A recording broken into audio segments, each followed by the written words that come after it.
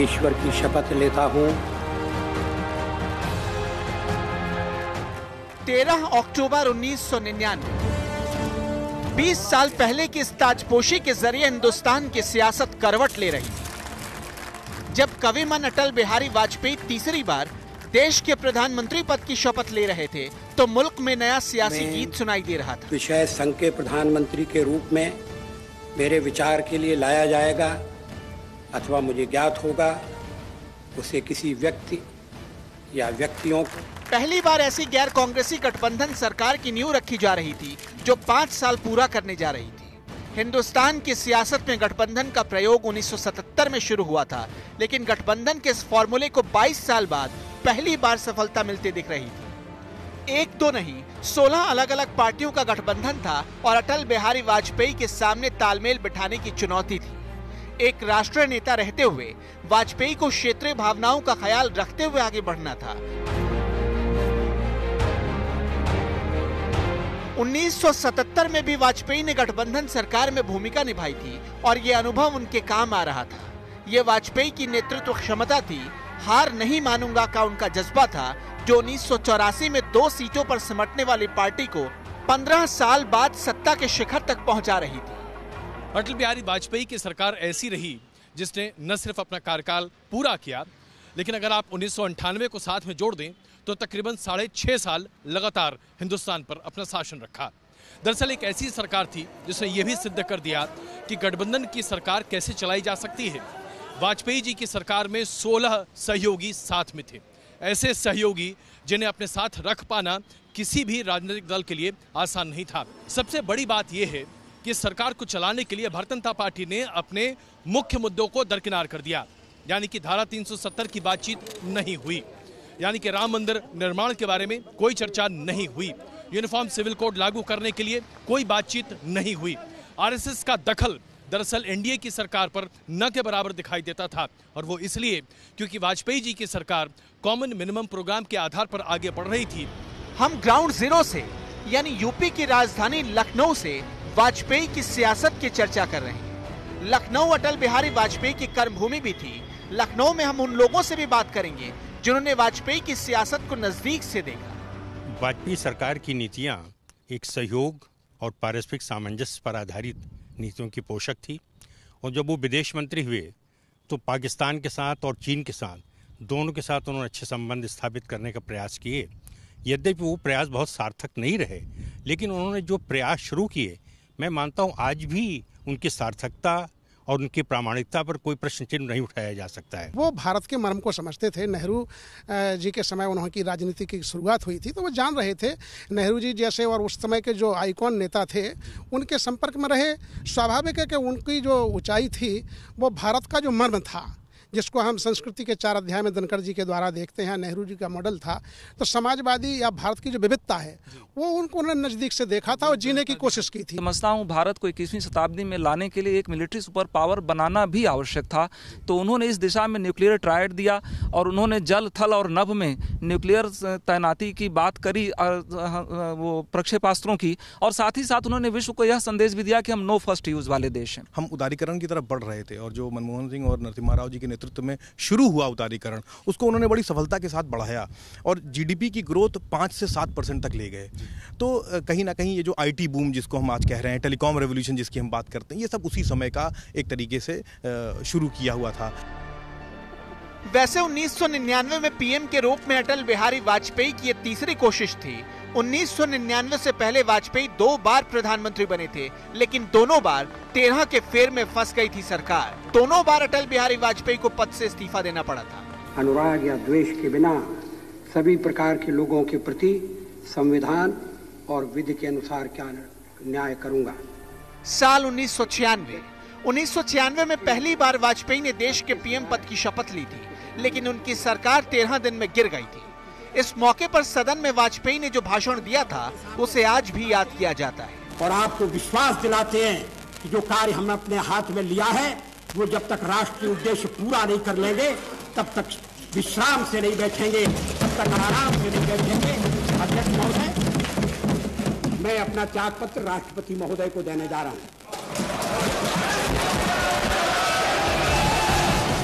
साल 1998।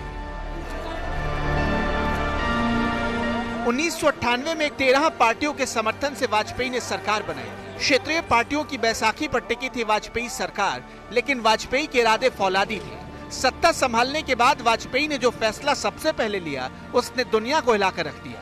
एक गठबंधन सरकार का मुखिया होने के नाते इस तरह का फैसला लेना आसान नहीं था। 11 मई 1998 राजस्थान के मरुस्थल में 11 मई 1998 को जो धमाका हुआ था, उससे हिंदुस्तान चंद मुल्कों के एकाधिकार को तोड़ा था। राजस्थान के पोखरण में 3 परमाणु बमों के सफल परीक्षण के जरिए भारत न्यूक्लियर पावर बन चुका था।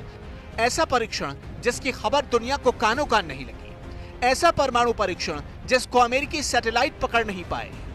1998 में जब अटल बिहारी वाजपेयी ने शपथ ली तो उनका दृढ़ निश्चय था कि हिंदुस्तान को परमाणु शक्ति के तौर पर वो दुनिया के सामने प्रस्तुत करेंगे। ऐसा बताया जाता है कि 13 दिनों की सरकार के दौरान वाजपेयी चाहते थे कि देश परमाणु परीक्षण करे, लेकिन चूंकि वो सरकार अल्पमत की थी, इसलिए फैसला नहीं लिया जा सका। 1998 में 11 मई और 13 मई को वाजपेयी सरकार के नेतृत्व में हिंदुस्तान ने 5 परमाणु परीक्षण किए। पूरी दुनिया में हाहाकार मच गया। अमेरिका सहित तमाम देशों को इसकी जानकारी तक नहीं थी, भनक तक नहीं लगी, और अचानक हिंदुस्तान एक परमाणु शक्ति के तौर पर पूरी दुनिया में स्थापित हो गया। इसके साथ साथ परमाणु परीक्षण के आधार पर पूरी दुनिया भर से प्रतिबंध लगाए जा रहे थे, खास करके अमेरिका के द्वारा। ये आर्थिक प्रतिबंध हिंदुस्तान की तरक्की के सबसे बड़े रोड़े के तौर पर सामने आ रहे थे। इससे निपटने के लिए प्रधानमंत्री वाजपेयी की अगुवाई में विदेश मंत्री जसवंत सिंह और राष्ट्रीय सुरक्षा सलाहकार ब्रजेश मिश्र ने दुनिया भर के देशों के साथ ऐसे कूटनीतिक संबंध स्थापित करने की कोशिश की ताकि आर्थिक तरक्की के रास्ते में ये प्रतिबंध किसी भी तरीके से रोड़ा ना अटका सके।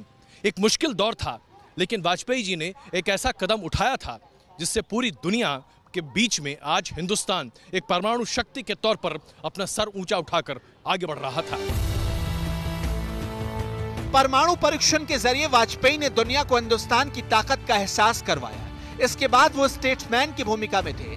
वाजपेयी की अगुवाई में एक नई सरकार नई सोच के साथ सत्ता में आई थी। वाजपेयी ने पड़ोस में शांति सद्भाव कायम करने की भी कोशिश की। पाकिस्तान से रिश्तों को नया आयाम देने के लिए वाजपेयी फरवरी 1999 में बस के जरिए लाहौर गए। परमाणु विस्फोट से उपजे तनाव को खत्म करने के लिए वाजपेयी की तरफ से उठाए गए ये कदम बेहद अहम था। हिंदुस्तान और पाकिस्तान के बीच अब ये बात तय हो चुकी थी कि दोनों देश परमाणु संपन्न मुल्क हैं। ऐसे में प्रधानमंत्री वाजपेयी ने पाकिस्तान के साथ दोस्ती की एक नई मिसाल सामने रखी। 1999 में लाहौर और दिल्ली के बीच बस यात्रा शुरू हो रही थी ताकि लोगों को एक दूसरे से जोड़ा जा सके। प्रधानमंत्री अटल बिहारी वाजपेयी लाहौर बस में बैठकर लाहौर पहुंचे। पाकिस्तान के प्रधानमंत्री नवाज शरीफ ने पुरजोर तरीके से गर्मजोशी के साथ उनका स्वागत किया। संघ परिवार की पृष्ठभूमि से आए देश के प्रधानमंत्री ने मीनारे पाकिस्तान पर जाकर पाकिस्तान के अस्तित्व को न सिर्फ स्वीकारा, बल्कि हिंदुस्तान का जर्रा जर्रा कहने लगा कि पाकिस्तान एक आज़ाद मुल्क है। पूरे देश में नहीं बल्कि दुनिया भर में प्रधानमंत्री वाजपेयी की वाहवाही हो रही थी कि कैसे पाकिस्तान के साथ संबंध सुधारने के लिए वाजपेयी जी ने एक महत्वपूर्ण कदम उठाया है। अमन कायम करने के मकसद से पाकिस्तान गए थे, लेकिन पाकिस्तान हिंदुस्तान के खिलाफ साजिशों का जाल बुन चुका था। वाजपेयी जब लाहौर घोषणा पत्र पर हस्ताक्षर कर रहे थे, उस वक्त करगिल में पाकिस्तानी सेना घुसपैठ कर चुकी थी। युद्ध के हालात बन गए थे। घुसपैठियों को खदेड़ने के लिए भारतीय सेना की तरफ से ऑपरेशन विजय की शुरुआत की गई। जब दोनों देश यानी कि हिंदुस्तान और पाकिस्तान एक दूसरे के साथ मिलकर आगे बढ़ने की बात कर रहे थे, तो पाकिस्तान के सेना अध्यक्ष जनरल परवेज मुशर्रफ 5 से 10 हजार नॉर्दर्न लाइट इन्फेंट्री के जवानों को भारत की सीमा में घुसपैठ करा चुके थे। वाजपेयी सरकार पर अब ये एक बड़ी जिम्मेदारी थी कि इन घुसपैठियों को कैसे भगाया जाए, देश को आज़ाद कराया जाए और अपनी सीमा को सुरक्षित किया जाए। 60 दिनों तक चले इस ऑपरेशन विजय नाम के युद्ध में भारत ने पाकिस्तान को न सिर्फ पराजित किया, बल्कि भारतीय लड़ाकों ने यह दिखाया कि ऊंची पहाड़ियों पर भी किस तरीके से नीचे होते हुए लोहा लिया जा सकता है, इस युद्ध को जीता जा सकता है। ऑपरेशन विजय सक्सेसफुल था। इसके बाद चुनाव हुए, लेकिन यह नहीं कहा जा सकता कि इस चौथे भारत पाकिस्तान युद्ध का बहुत बड़ा फायदा वाजपेयी को मिला। चुनाव जीतकर वाजपेयी सरकार बनी जरूर, लेकिन 16 पार्टियों के गठजोड़ के तौर पर सरकार आगे बढ़ रही थी, लेकिन आने वाले दिन बहुत अच्छे नहीं थे। सेना करगिल युद्ध में फतह हासिल कर रही थी, विदेशों में भारत का डंका बज रहा था, लेकिन देश में वाजपेयी सरकार पर संकट मंडरा रहा था। सरकार से नाराज AIADMK चीफ जयललिता ने सरकार से समर्थन वापस ले लिया था। सरकार अल्पमत में आ गई थी। इसके बाद फिर राष्ट्रपति ने सरकार को अपना बहुमत साबित करने के लिए कहा। 17 अप्रैल 1999 को लोकसभा में अविश्वास प्रस्ताव पर जब वोटिंग हुई, तब सरकार सिर्फ एक वोट से हार गई और इस तरह सरकार गिर गई। सोनिया गांधी की अगुवाई में विपक्ष भी सरकार बनाने में कामयाब नहीं हुआ, लिहाजा वाजपेयी को चुनाव तक केयरटेकर प्रधानमंत्री बनाया गया।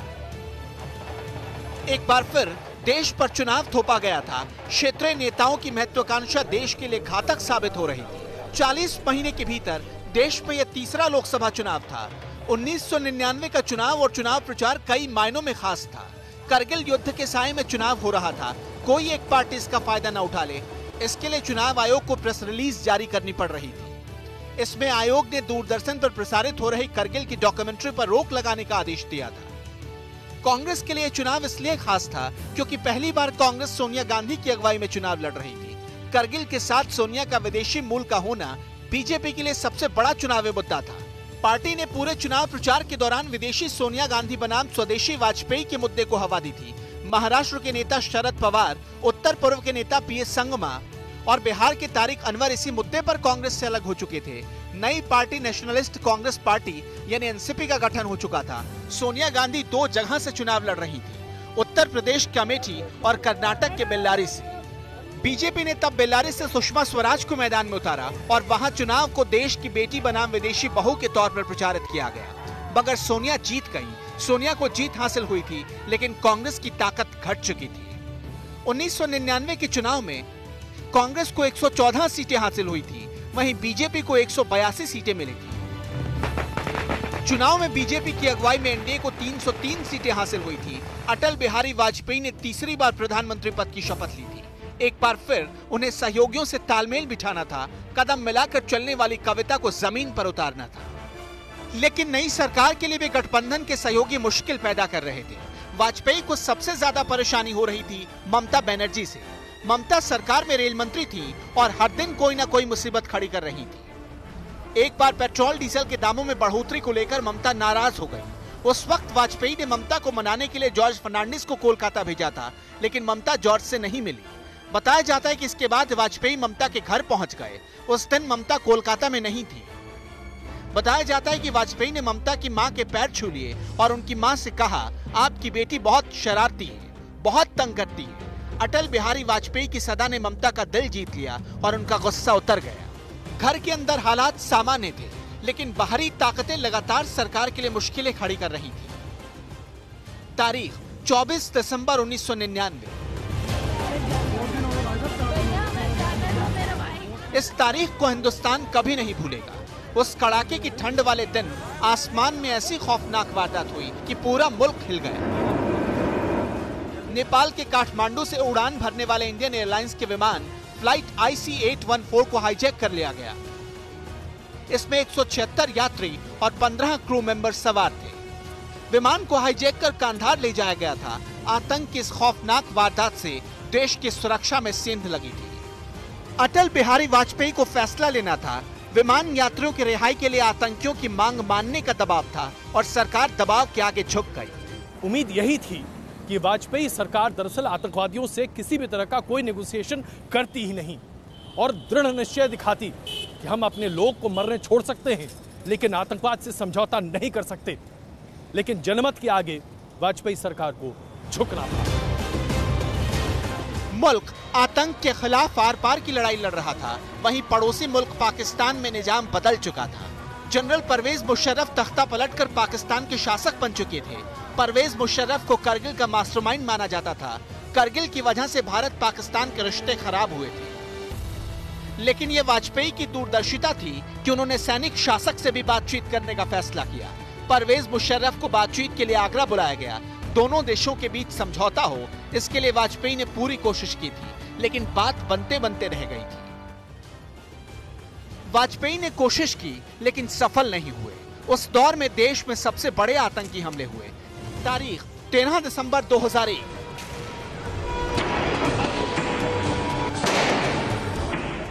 इसी तारीख को आतंकियों ने लोकतंत्र के मंदिर पर हमला बोला था। जवानों की शहादत से लोकतंत्र का मंदिर बच गया, लेकिन इसका असर पूरी दुनिया ने महसूस किया। 2 साल में दूसरी बार भारत और पाकिस्तान युद्ध के मुहाने पर खड़े थे।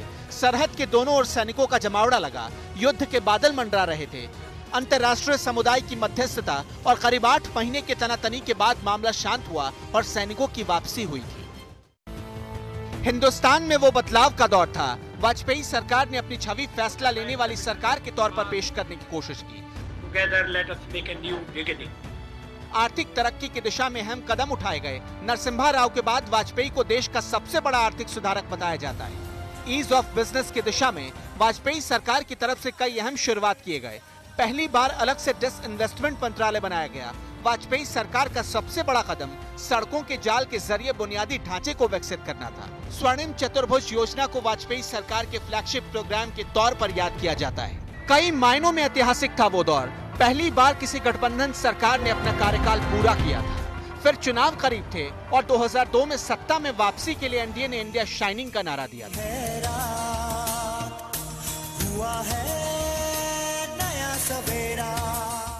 इंडिया शाइनिंग के जरिए भारत को उभरता और चमकदार देश बताया जा रहा था, लेकिन जानकार इस पर सवाल खड़े कर रहे थे। सियासत में पैसों का खेल हावी हो रहा था। बीजेपी की पार्टी विद डिफरेंस की छवि दागदार हो रही थी और बीजेपी के कांग्रेसीकरण के आरोप लग रहे थे। बीजेपी को इंडिया शाइनिंग पर पूरा भरोसा था, लेकिन जमीनी हकीकत कुछ और ही हालात बयां कर रहे थे।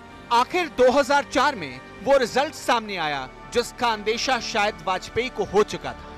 2004 के चुनाव में एनडीए को तगड़ा झटका लगा। 2004 में एनडीए को कुल 185 सीटें मिली थी। बीजेपी को 1998 में 182 सीटें हासिल हुई थी, लेकिन 2004 में घटकर 138 ही रह गई। वाजपेयी जी को शायद पूर्वाभास पहले से हो चुका था और इसीलिए वाजपेयी जी अपनी सरकार को लेकर बहुत उत्साहित थे, लेकिन जनता के बीच में बहुत कारगर तरीके से चुनाव प्रचार भी नहीं कर पा रहे थे। दरअसल वो धीरे धीरे स्लो होने लगे थे, ऐसा लोग कहने लगे थे। वाजपेयी दोबारा सत्ता हासिल नहीं कर पाए, लेकिन उनका कार्यकाल कई मायनों में ऐतिहासिक रहा। पहली गैर कांग्रेसी सरकार के कार्यकाल में कई अहम फैसले लिए गए। परमाणु परीक्षण हो या फिर कश्मीर में वाजपेयी डॉक्ट्रिन या फिर आर्थिक सुधार की दिशा में उठाए गए कदम आज भी बड़ी शिद्दत से याद किए जाते हैं। वाजपेयी इस दुनिया में नहीं है, लेकिन उनकी विरासत अमर है। मौत की उम्र क्या है? 2 पल भी नहीं। जिंदगी सिलसिला आज कल की नहीं। मैं जी भर जिया, मैं मन से मरूं, लौट कर आऊंगा, कूद से क्यों डरूं। किंतु चीर कर थमकी छाती, चमका हिंदुस्तान हमारा।